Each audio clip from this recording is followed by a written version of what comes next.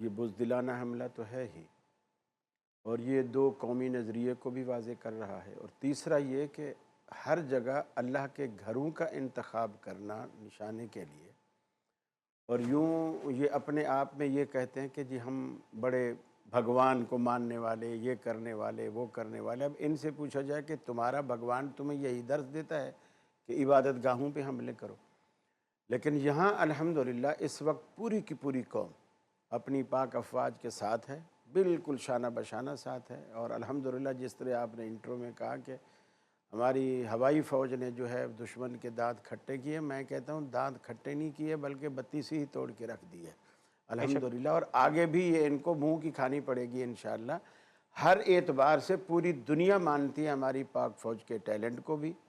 اور ان کی صلاحیت کو بھی، اور ان کی حکمت عملی کو بھی، بلکہ جب دیگر ممالک آپس میں مل کر جو ٹریننگ ایک دوسرے کو دیتے ہیں، اس میں بھی سب سے زیادہ پلڑا جو بھاری ہوتا ہے ہماری پاک فوج کا ہوتا ہے، یعنی دنیا میں مانی ہوئی فوج ہے اپنے پروفیشنل کے اعتبار سے۔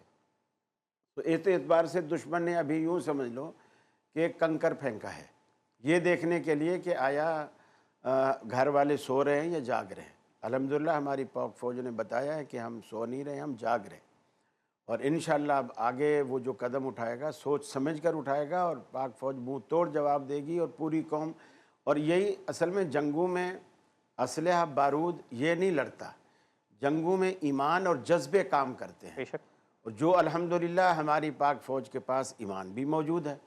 جذبہ بھی موجود ہے، ہمارے اس جذبے سے لڑتے ہیں کہ یار اگر شہید بھی ہو گئے تو جنت ملے گی، اور رہے تو مسلمان تو ہیں ہی، اور مجاہد کہلائیں گے، غازی کہلائیں گے۔ لیکن ان کے ہاں ایسا کوئی سسٹم نہیں ہے، مر بھی گئے تو سیدھا جہنم واصل۔ ظاہر بات ہے کہ ہندو ہے، ساری زندگی بت پوجتے پوجتے مر گیا،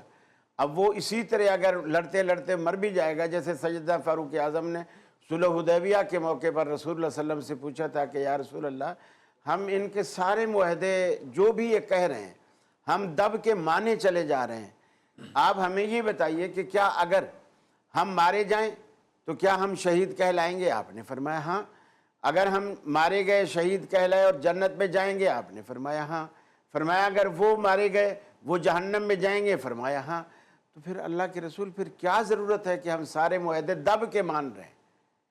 جب ہمارے لیے جنت ہے اور ان کے لیے جہنم ہے تو ان کو جہنم میں جلدی پہنچاؤ۔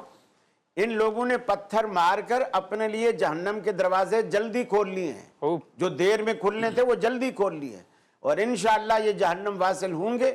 اور پاک فوج سرخرو ہوگی، اور پوری کی پوری قوم کی حمایت پاک فوج کو حاصل ہے، اخلاقی بھی اور وجود کے ساتھ بھی، ہر لحاظ سے بھی۔